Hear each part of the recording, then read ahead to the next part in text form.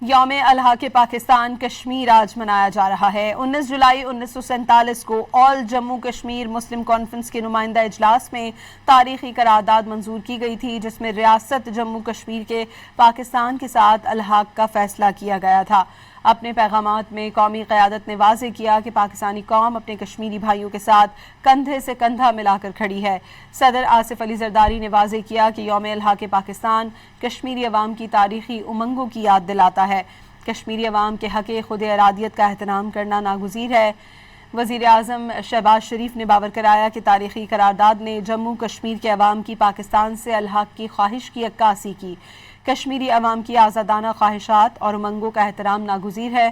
وزیر اعلیٰ پنجاب مریم نواز نے کہا کہ الحاق پاکستان کی قرارداد اس بات کا ثبوت ہے کہ کشمیریوں کا دل ہمیشہ پاکستان کے ساتھ دھڑکتا ہے۔ وفاقی وزیر داخلہ محسن نقوی نے بھی یوم الحاق پاکستان پر کشمیریوں کو زبردست خراج تحسین پیش کیا ہے۔